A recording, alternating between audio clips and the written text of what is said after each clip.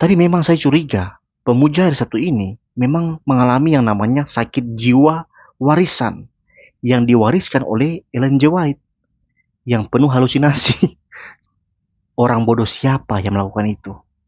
Jawabannya adalah orang-orang pemuja hari Sabtu.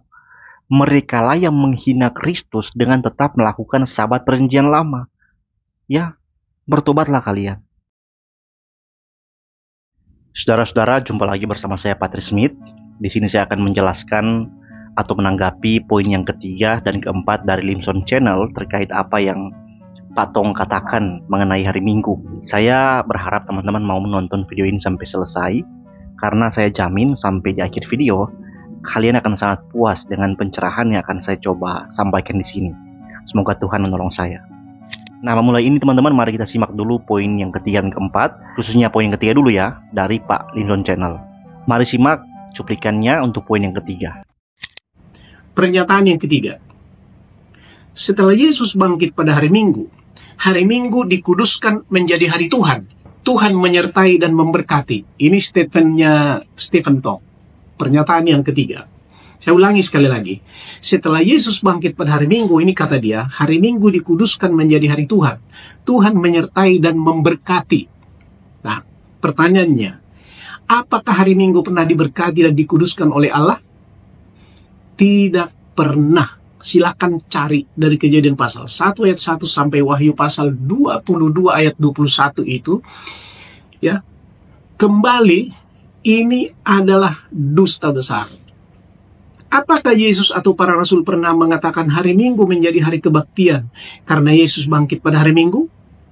Ini pun tidak pernah ada, baik langsung maupun tidak langsung. Semua itu hanya penafsiran yang dipaksakan. Kembali, ini adalah dusta besar. Ya, tidak pernah itu dikatakan.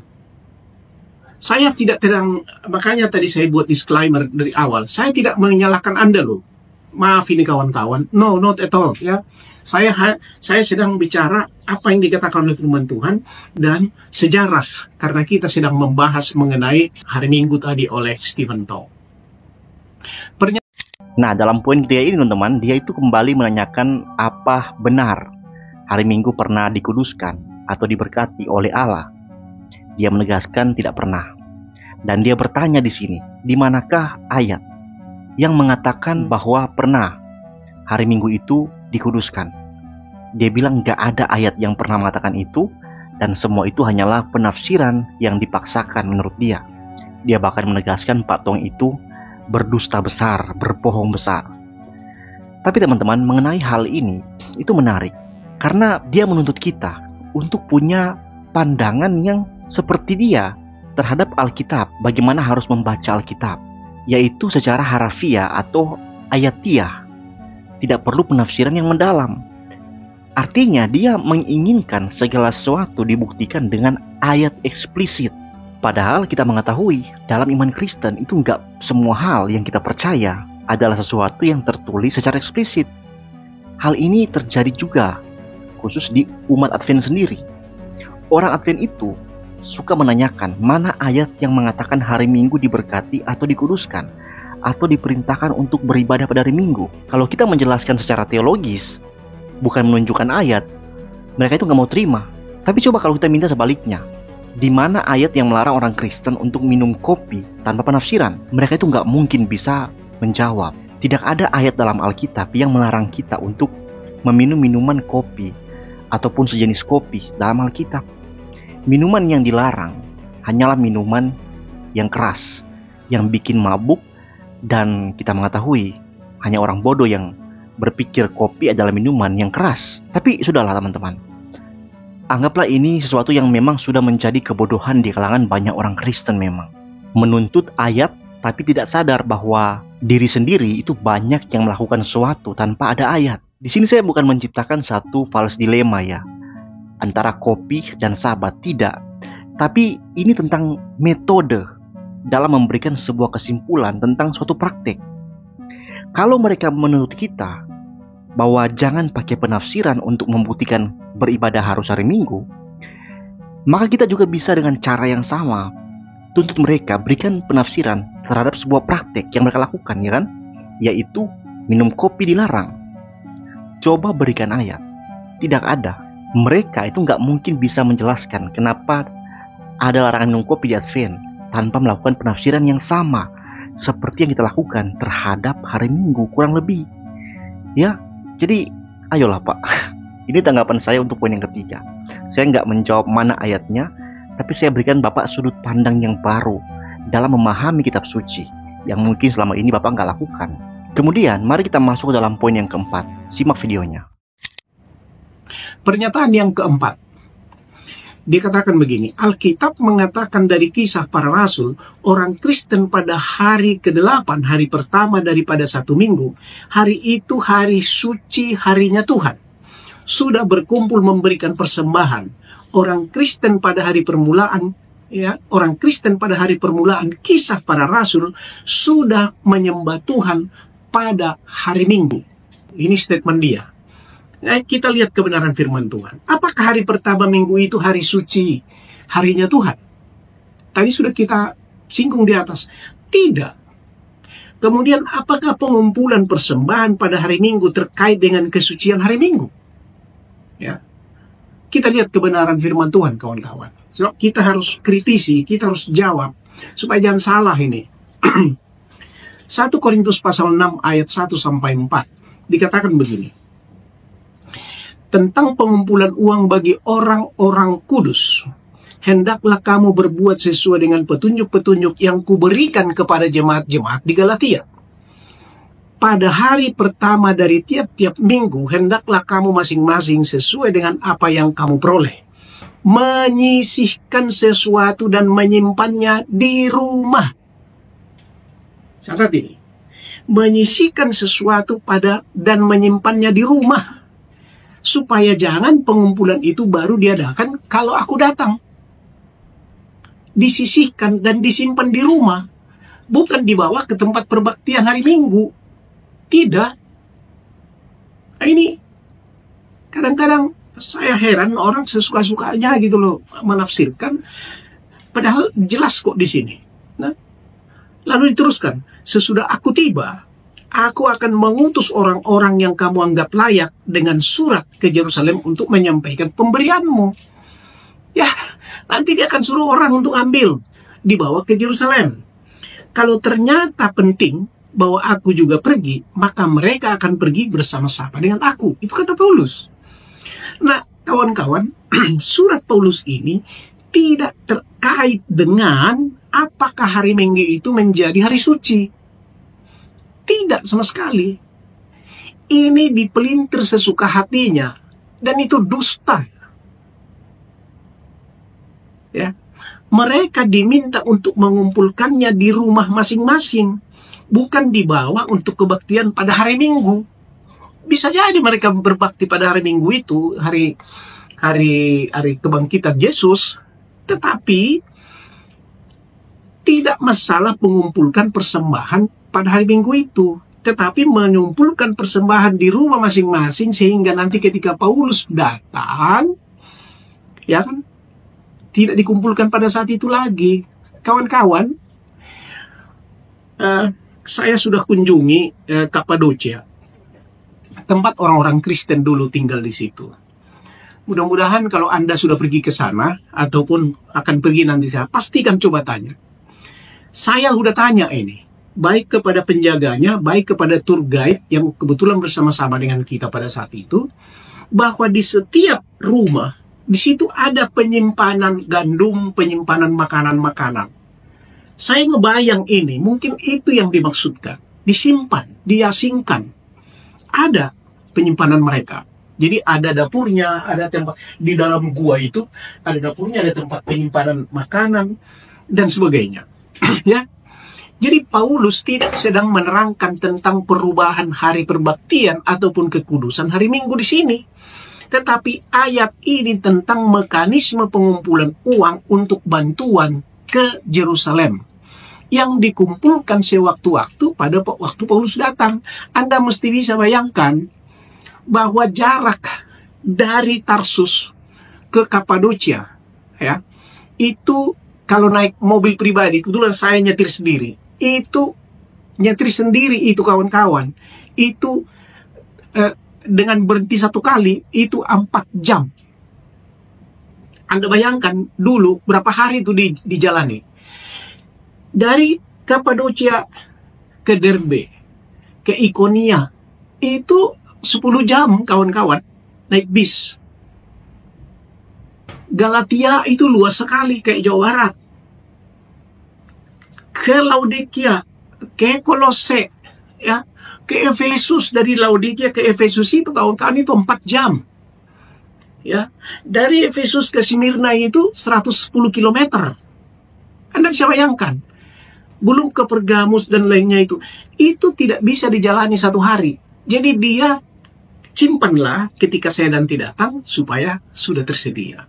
Begitu ini persoalannya nih. Di Yohanes pasal 20 ayat 19. Ketika hari sudah malam pada hari pertama minggu itu artinya hari Sabat malam. Jadi penanggalan orang Yahudi itu matahari terbenam sudah ganti hari. Berkumpullah murid-murid Yesus di suatu tempat dengan pintu-pintu yang terkunci karena mereka takut kepada orang-orang Yahudi. Pada waktu itu datanglah Yesus dan berdiri di tengah-tengah mereka dan berkata, "Damai sejahtera bagi kamu." Ini adalah malam hari setelah hari Sabat. Bukan mereka sedang merayakan atau memelihara hari kudus yang disucikan oleh Tuhan. Tidak sedang memelihara hari Sabat juga. Tidak sedang memelihara hari Minggu atau hari Minggu diganti, hari Sabat diganti menjadi hari Minggu. Tidak terkait dengan kekudusan hari Minggu. Nah, Kisah Para Rasul pasal 2 ayat 46-47, Anda baca Alkitab Anda nanti, dengan bertekun dan dengan sehati mereka berkumpul tiap-tiap hari dalam bait Allah. Mereka memecah-mecahkan roti di rumah masing-masing secara bergilir dan makan bersama-sama dengan gembira dan tulus hati sambil memuji Allah. Jadi mereka memecah-mecahkan roti mereka besar-besar, lebar-lebar, dipecah-pecahkan dari rumahnya dibawa ke sinagog. Mereka makan di situ bersama-sama. Kalau di kita mungkin semacam potluck lah itu. Mereka makan bersama-sama di sana tiap hari. Apakah tiap hari yang dikuduskan? Apa tiap hari ke-7? Nah, ini harus kita kritisi kawan-kawan ya. Jangan asal terima saja. Nah, apakah mereka berbakti di situ? Saya yakin 100%. Ya, mereka berbakti tiap hari. Membaca firman Tuhan di situ. Dan tiap-tiap hari. Bukan hanya hari Minggu saja. Dan mereka memecah-mecahkan roti. Bukan melaksanakan perjamuan kudus. Ini yang sering diputar-putar nih. Seolah kalau memecah-mecahkan roti sudah perjamuan kudus. Tidak. Melainkan hanya sekedar makan. Makan bersama. Jadi kisah tersebut terkait dengan cara hidup orang-orang Kristen yang mula-mula. Tidak terkait dengan kekudusan hari Minggu. Kembali ini adalah dusta para pemimpin gereja. Anda boleh challenge saya. Saya sangat menarik ini, terbuka ini buat saya. Kita harus kritisi ini kawan-kawan. Adalah kebiasaan mereka berkumpul dan mungkin juga berbakti setiap hari di situ. Memecah-mecahkan roti secara bergilir dan makan bersama. Nah, tidak pernah ada perintah atau pemindahan kekudusan dari hari Sabat ke hari Minggu. Bukan pula berarti hari itu menjadi hari perbaktian. Ini dusta besar. Nah, di sini dia masuk ke poin yang keempat dengan menunjukkan ayat-ayat yang sering dipakai oleh kita, orang beribadah hari Minggu, untuk mengatakan bahwa karena bagian-bagian ayat inilah sehingga kita beribadah pada hari Minggu. Memang benar bahwa setiap ayat itu nggak memberi perintah eksplisit. Perintah ya, bahwa kita harus beribadah di hari Minggu. Tetapi di balik setiap ayat itu ada teologi yang memang mendalam, yang terikat penjelasannya dengan Perjanjian Lama, yang sudah sempat saya jelaskan di video sebelumnya ya, panjang lebar, yang memang mendukung untuk kita memberi kesimpulan bahwa kita orang Kristen memang harus beribadah di hari Minggu sebagai sebuah syukur, sebagai sebuah sukacita. Tapi dalam poin yang keempat ini, dia menjelaskan bahwa setiap ayat itu menurut perspektif dia, menurut perspektif Adventisme dia, itu bukan seperti yang kita pahami, tapi seperti yang dijelaskan tadi, Pertama Korintus 6 ayat pertama sampai 4. Di situ dia menekankan bahwa ayat itu nggak mengatakan bahwa ada kebaktian di hari Minggu, karena persembahan-persembahan itu dikumpulkan di rumah yang dalam artian dia rumah masing-masing orang yang mempunyai persembahan itu. Pengertian dia ini itu memang akan memberikan bantahan kepada orang yang mengerti ada kumpulan tiap hari Minggu. Tapi teman-teman, coba kalian perhatikan itu sendiri. Saya nggak mau mendoktrin kalian, tapi silakan buka ayat itu, lihat deh ini deh. Nah, lihat sendiri. Kalau menggunakan pengertian dia, ayat ini akan berkontradiksi dengan ayat ini sendiri. Karena coba kalian lihat, Paulus bilang mereka untuk mengumpulkan di rumah mereka masing-masing pada hari pertama tiap-tiap minggu. Kurang lebih pengertian seperti itu ya, kalau kalian baca ayat ini. Tapi coba kalian pikir, kalau memang pengumpulan itu harus di rumah sendiri, kenapa itu harus diadakan di hari pertama tiap-tiap minggu? Kenapa itu harus dilakukan di hari pertama tiap-tiap minggu? Kenapa tidak setiap hari aja? Kalau mereka memang mau kumpulkan uang di rumah sendiri, ya, kan itu rumah mereka, uang mereka, kan bisa hari apapun. Hari pertama, kedua, ketiga, sampai hari ketujuh kan bisa kan? Orang bodoh siapa yang menyisihkan sesuatu hanya di hari pertama tiap minggu dan itu di rumahnya sendiri? Orang bodoh siapa yang melakukan itu? Kalau dia adalah orang yang bekerja dengan upah harian, dia akan menyisihkannya setiap hari sedemikian kecil dari apa yang didapatkan. Orang Kristen mula-mula itu orang miskin yang pendapatannya itu pendapatan harian bukan mingguan. Baik dia gembala, penggarap pertanian, atau orang pekerja kasar lainnya, mereka akan mendapatkan uang setiap hari kecil, lalu mereka harus menyisihkannya hanya setiap seminggu sekali, dan itu harus juga di hari pertama. Untuk apa? Apa gunanya? Teman-teman, untuk memahami ini sebenarnya kita harus kembali ke bahasa asli. Saya membaca bahasa asli dan gak usah jauh-jauh deh, ke King James Version deh, kalian pergi ke sana. Kata rumah itu nggak ada di situ. Yang dikatakan hanyalah mengumpulkan pada tiap-tiap hari pertama setiap minggu. Jadi di sini bukan mengatakan bahwa mereka sisihkan di rumah sendiri lalu kumpulkan, tapi dikumpulkan setiap pada pertama minggu, yaitu hari perkumpulan mereka. Yang kedua, kalau memang itu dikumpulkan di rumah sendiri, lalu nanti dikumpulkan bersama saat Paulus datang, bukankah itu tetap akan memakan waktu? Karena mereka harus mengumpulkan dari rumah masing-masing menjadi satu kumpulan. Saya yakin teman-teman, bukan itu maksudnya. Menurut bahasa asli, saya mendapatkan bahwa yang dimaksud ialah mereka mengumpulkan di dalam pertemuan rutin mereka tiap-tiap hari pertama setiap minggu, dalam pertemuan kudus orang percaya. Jemaat mula-mula itu nggak punya gedung gereja seperti kita, yang bukan rumah siapa-siapa, tapi sebuah gedung saja. Nah, orang Kristen mula-mula itu rumah gereja mereka adalah rumah seseorang, yang seringkali dia orang yang di antara kalangan jemaat, rumahnya paling mumpuni, paling besar, yang bisa menampung ada banyak orang untuk berkumpul. Dan seringkali mereka menggunakan ruang atas seperti tempat persembunyian, supaya nggak mudah diketahui oleh orang-orang Yahudi yang kala itu masih sangat menindas mereka. Jadi ruang atas inilah yang disebut sebagai gereja mereka, rumah mereka. Disitulah, di tempat itulah mereka harus berkumpul dan menyisihkan setiap hari pertama dalam seminggu, setiap hari Minggu berkumpul dan memberi persembahan.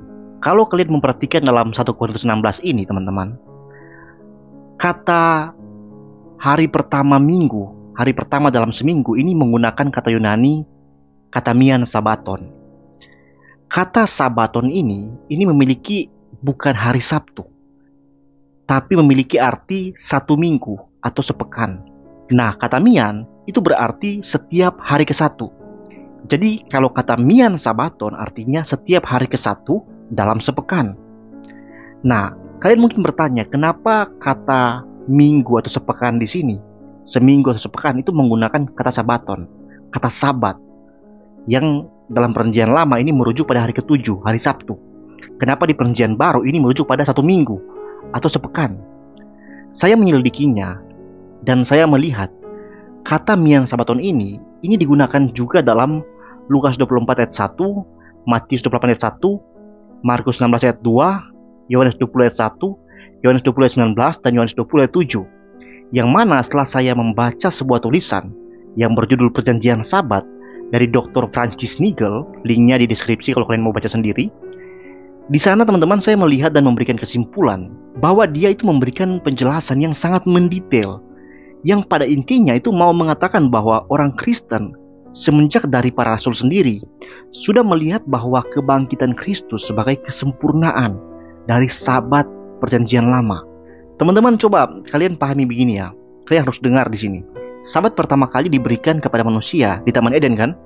Dalam Kejadian 2 ayat 2-3. Yaitu ketika Allah beristirahat pada hari ke-7 setelah penciptaan. Kalau kalian memperhatikan teman-teman, sebelum Adam jatuh dalam dosa, Adam hidup bersama Allah di hari ke-7. Hari ke-7 adalah hari di mana Allah bersemayam bersama dengan seluruh ciptaannya, termasuk Adam. Dan kalau kita melihat, hari ke-7 itu nggak pernah berakhir. Yang mana dibandingkan dengan hari pertama sampai ke-6, selalu berakhir dengan tanda atau kalimat jajilah petang, jajilah pagi. Hari berganti. Nah, di hari ke-7 itu nggak ada seperti itu. Nggak ada penanda itu. Hari ke-7 itu seperti menutup segala pekerjaan penciptaan. Bahwa pekerjaan penciptaan telah selesai, dan kemudian Allah memelihara hari ke-7 itu dengan cara memberkati dan menguduskan hari ke-7 itu. Jadi Allah mengakhiri hari pekerjaan dengan hari yang diberkati, yang tidak pernah berakhir seperti hari-hari sebelumnya, yang diakhiri dengan tadi, jajilah petang, jajilah pagi. Jadi kita mendapati di sini bahwa setelah Allah menciptakan segala sesuatu termasuk manusia ya, Adam, Allah membawa seluruh ciptaan termasuk Adam dalam sebuah res untuk menikmati kehidupan Taman Eden yang suci dan kudus bersama dengan Allah saat itu. Saat itu belum ada dosa dalam diri manusia, sama sekali belum ada perintah yang lain bagi Adam, bahkan termasuk perintah untuk mengurus hari Sabat itu belum ada. Hanya ada satu perintah yang jelas, yang eksplisit, yang gak boleh dilanggar, yaitu jangan makan buah dari pohon yang ada di tengah kamu. Nah, waktu Adam jatuh dalam dosa, kalian tahu apa kutukan bagi Adam yang adalah kepala dari seluruh manusia saat itu? Ya, bekerja. Di sini Adam seperti memasuki suatu fase baru dalam hidupnya sebagai seorang berdosa, yaitu dia harus bekerja sepanjang hidupnya. Teman-teman, di sini Adam sudah hidup dalam sebuah fase bekerja seumur hidup. Semenjak itu, belum ada hukum Sabat diberikan sampai pada zaman Musa. Pada zaman Adam, tidak ada hukum apapun kecuali dia harus bekerja seumur hidupnya. Gak ada hukum bahwa Adam harus berhenti bekerja pada hari Sabat di zaman Adam, itu gak ada. Bahkan sampai pada zaman Nuh itu gak ada ya. Kita melihat dalam zaman Adam, dalam keturunan-keturunannya, sampai pada zaman Nuh, membuat bahtera, sampai dia bebas dari bahtera itu, di sana nggak ada hukum Sabat, nggak ada. Tapi kita melihat bahwa pada zaman Nuh, itu ada simbol pembebasan yang menarik yang diberikan, yaitu dikala Nuh menanti surutnya air bah, sehingga mereka bisa keluar dari bahtera dengan bebas. Kalau kalian membaca di sana, itu setiap 7 hari selama 40 hari Nuh berkali-kali melepaskan burung untuk mengecek apakah air bah sudah surut atau belum. Ini adalah gambaran yang indah tentang bagaimana pembebasan akan dilakukan Allah di kemudian hari sebenarnya, yang nanti kita akan lihat sebentar bagaimana freedom itu diberikan atau digenapi. Tapi kita lanjut dulu ke dalam zaman Abraham. Pada zaman Abraham itu diberikan oleh Tuhan suatu hukum, yaitu hukum sunat. Lagi-lagi belum ada hukum Sabat. Tapi di zaman Abraham ada simbol yang menarik terkait hukum sunat ini, di mana sunat itu harus dilakukan kepada seorang bayi pada saat bayi itu memasuki hari ke-8 atau berumur 8 hari. Nah, istilah hari ke-8 di sini teman-teman, semenjak dari situ itu menjadi satu simbol yang penting, yang kalau kita baca di kitab-kitab selanjutnya, yaitu pada zaman Musa, hari ke-8 menjadi hari pendamaian bagi umat Israel. Ini cocok dengan tanda sunat ini sebagai tanda perjanjian bahwa orang yang bersunat adalah orang yang hidup sebagai umat Allah. Begitu juga kita melihat bahwa di sisi lain sunat itu diberikan di hari ke-8. Hari ke-8 itu simbol yang sangat penting tentang hari pendamaian. Dalam Imamat 8 ayat 33 sampai pasal 9 ayat pertama sampai 7 dikatakan begini, janganlah kamu pergi dari depan pintu kemah pertemuan selama 7 hari sampai kepada genapnya perayaan pentabisan. karena perayaan pentabisan akan berlangsung 7 hari lamanya. Seperti yang diperbuat pada hari ini, demikianlah juga diperintahkan Tuhan, kamu perbuat kelak untuk mengadakan pendamaian bagimu. Maka Harun dan anak-anaknya melakukan segala firman yang diperintahkan Tuhan dengan perantaran Musa. Lanjut pasal 9 ayat pertama sampai 7. Ini sambung dia ya. Sebenarnya kalau di teks asli nggak ada putusan pasal-pasal begini, tapi lanjut. Pada hari yang ke-8, lihat ya, pada hari yang ke-8 setelah 7 hari mereka berdiam di pintu kemah pertemuan, Musa memanggil Harun serta anak-anaknya dan para tua-tua Israel. Lalu berkatalah ia kepada Harun, ambillah bagimu sendiri seekor lembu muda untuk korban penghapusan dosa, dan seekor domba jantan untuk korban bakaran, kedua-duanya yang tidak bercela. Kemudian persembahkanlah itu di hadapan Tuhan. Dan kepada orang Israel haruslah engkau berkata begini, ambillah seekor kambing jantan untuk korban penghapus dosa, dan seekor anak lembu dan seekor domba, masing-masing berumur setahun, dan yang tidak bercelah untuk korban bakaran. Dan lagi seekor lembu dan seekor domba jantan untuk korban keselamatan, supaya dikorbankan di hadapan Tuhan. Dan korban sajian yang diolah dengan minyak, karena pada hari ini Tuhan akan menampakkan diri kepadamu. Kemudian dibawa merekalah apa yang diperintahkan Musa ke kemah pertemuan. Lalu mendekatlah segenap umat itu dan berdiri di hadapan Tuhan. Kata Musa, inilah firman Tuhan yang diperintahkan Tuhan kamu perbuat, agar kemuliaan Tuhan tampak kepadamu. Kata Musa kepada Harun, datanglah mendekat kepada mezbah, olahlah korban penghapus dosa dan korban bakaranmu, dan adukanlah pendamaian bagimu sendiri dan bagi bangsa itu. Sesudah itu olahlah persembahan bangsa itu, dan adakanlah pendamaian bagi mereka, seperti yang diperintahkan Tuhan. Teman-teman, bagian di imamat itu sebenarnya berakar dari peristiwa pembebasan orang Israel dari Mesir, yaitu di dalam Keluaran 12 ayat 14-16. Dikatakan hari ini akan menjadi hari peringatan bagimu. Kamu harus merayakannya sebagai hari raya bagi Tuhan turun-temurun. Kamu harus merayakannya sebagai ketetapan untuk selamanya. Kamu makanlah roti yang tidak beragi 7 hari lamanya. Pada hari pertama pun kamu buanglah segala ragi dari rumahmu, sebab setiap orang yang makan sesuatu yang beragi dari hari pertama sampai hari ke-7, orang itu harus dilenyapkan dari antara Israel. Nah, kamu adakanlah pertemuan yang kudus, baik pada hari pertama maupun pada hari yang ke-7. Pada hari-hari itu tidak boleh dilakukan pekerjaan apapun, hanya apa yang perlu dimakan setiap orang, itu sajalah yang boleh kamu sediakan. Di sini kita mendapatkan dasar dari tadi, Sabaton dalam arti sepekan, istirahat dalam sepekan. Ini dasarnya. Di sini juga kita mendapati prinsip hari ke-8, yang kalau dihitung dari hari pertama hari Minggu, hari ke-8 jatuh juga pada hari Minggu. Artinya, ada sebuah tanda bahwa hari Minggu adalah hari pertama dan terakhir, yang awal dan yang akhir, hari pembebasan, hari pendamaian. Jadi, semenjak zaman Adam sampai zaman Musa, tidak pernah ada perintah spesifik mengenai menguduskan hari Sabat, tetapi sudah ada tanda-tanda tentang hari pembebasan. Baik Nuh, Abraham, dan bangsa Israel, generasi pertama semenjak keluar dari Mesir, diteruskan sampai bangsa Israel masuk ke tanah Kanaan. Mereka sudah melihat signifikansi satu hari pembebasan, ya, hari yang bebas dari segala pekerjaan. Mereka beristirahat penuh, menikmati pendamaian pada akhirnya. Dan hari itu digenapi di mana? Kebangkitan Kristus, hari ke-8, hari Minggu, menjadi awal bagi yang baru dan akhir bagi yang lama. Teman-teman, pengertian inilah yang membentuk ulang pengertian para rasul mengenai Sabat, sehingga mereka menulis hari pertama dalam seminggu atau sepekan itu menggunakan kata mian sabaton, hari pertama dari minggu istirahat. Kata Sabat, teman-teman, pada dasarnya artinya adalah istirahat, bukan Sabtu ya, tapi istirahat. Yang dalam perjanjian lama, kata Sabat ini adalah hari istirahat yang merujuk pada hari ke-7. Tapi dalam teologi perjanjian baru, Sabat bukan lagi merujuk pada satu hari, tapi satu minggu. Dan hari pertama menjadi sentral dalam minggu istirahat tersebut, minggu Sabat itu.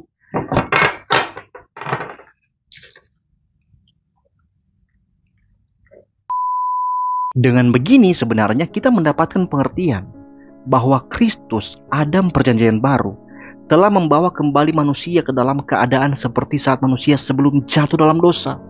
Hidup dalam sabatnya Allah, hari ke-7 penciptaan. Di dalam Kristus, Adam yang baru tidak lagi berada di bawah kutuk pekerjaan seumur hidupnya. Dia membawa pembebasan, pendamaian, dan istirahat dari kutuk yang dialami oleh Adam pertama, yaitu bekerja seumur hidupnya. Tapi di dalam Kristus, teman-teman, kutuk itu berakhir diganti dengan istirahat dalam sepekan dan terus dibaharui setiap minggu, hari Minggu. Di sini kita sadar, teman-teman, bahwa sebagai orang percaya, bekerja kita bukan lagi bekerja di bawah kutuk seperti Adam, tapi bekerja di bawah berkat Allah. Yaitu keadaan di mana sebelum Adam itu dalam dosa, Adam kan diberkati juga kan, dan diperintahkan untuk bekerja kan, untuk menaklukkan bumi, ya kan? Tapi itu bukan kutuk, itu adalah berkat bagi Adam. Adam menjadi gambar Allah, wakil Allah yang memelihara bumi. Sebuah panggilan untuk melayani keseluruhan ciptaan dalam kasih dan anugerah Allah, dalam relasi yang indah dengan Allah. Ingat kan, tadi saya jelaskan, pada waktu selesai penciptaan, Allah memberi perintah manusia untuk mengusahakan bumi, menaklukkan bumi.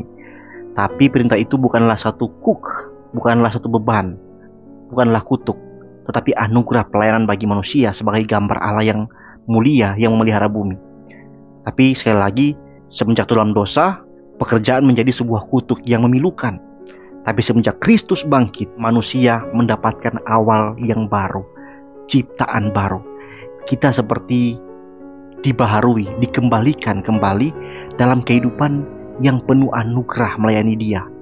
Sebagaimana Adam sebelum dia dalam dosa, kita sebagai gambaran anaknya Yesus Kristus yang sempurna, hidup di hadapannya, di hadapan Bapa, ya, juga sebagai korban bakaran persembahan yang harum bagi Allah, oleh karena Roh Kudus dicurahkan dengan wujud lidah-lidah api setelah 40 hari, ya, kebangkitan Yesus menggenapi pendamaian itu, hari Pentakosta, ya.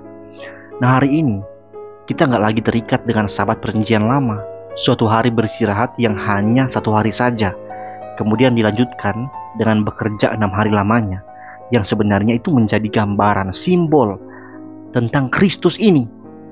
Kita sudah mendapatkan sabat yang genap di dalam Kristus.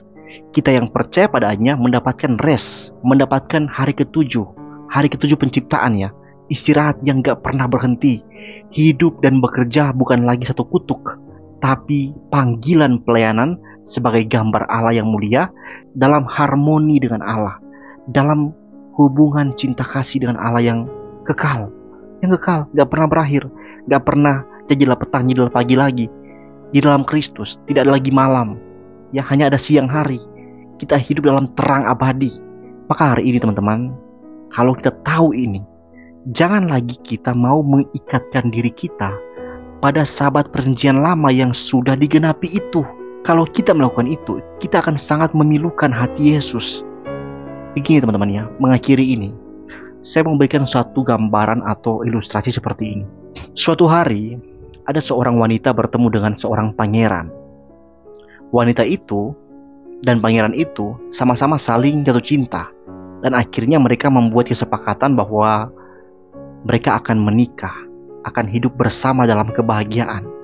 Tunangan lah begitu. Tetapi setelah perjanjian atau tunangan itu dibuat, setelah mereka saling berjanji akan menikah, si wanita berselingkuh dengan pria lain, dan akhirnya pangeran yang menjadi calon suaminya yang baik itu pergi meninggalkan perempuan itu karena telah berselingkuh. Nah, perempuan itu akhirnya jatuh dalam kesepian dan kesedihan yang berat setiap hari karena dia ditinggalkan oleh calonnya yang ganteng, yang pangeran itu. Suatu hari, pangeran itu bermurah hati, mengirimkan kabar kepada perempuan itu bahwa pangeran itu akan kembali satu saat nanti dan menikahi dia.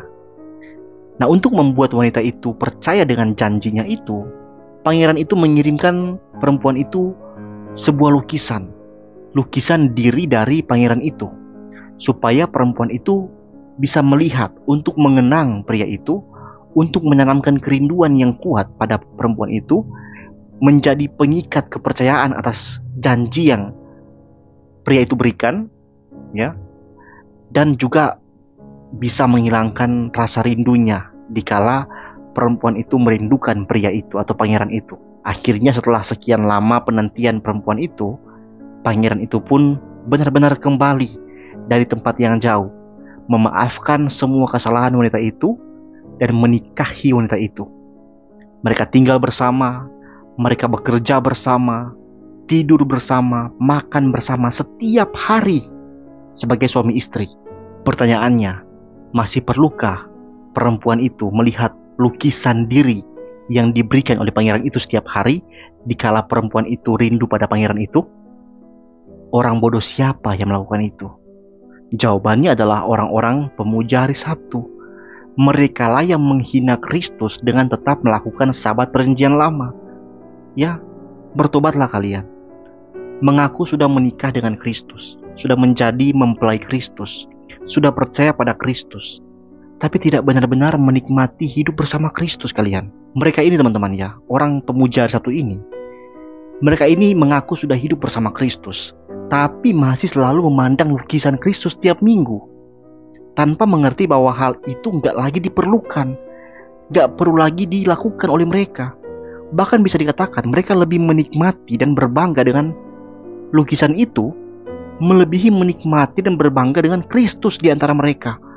Bahkan mereka meyakini jika mereka tidak menikmati lukisan itu seminggu sekali, mereka tidak akan diselamatkan, sekalipun mereka itu telah hidup bersama Kristus. Jika Anda adalah Kristus, apa anggapan Anda bagi istri seperti ini? Pasti Anda kesal kan? Ngapain sih Anda masih menikmati lukisan saya? Padahal saya setiap hari bersama dengan Anda. Anda ini sakit jiwa. Tapi memang saya curiga, pemuja hari Sabtu ini memang mengalami yang namanya sakit jiwa warisan yang diwariskan oleh Ellen G. White yang penuh halusinasi. Sekian video saya teman-teman. Mohon maaf kalau ada kata-kata yang menyinggung. Tuhan memberkati.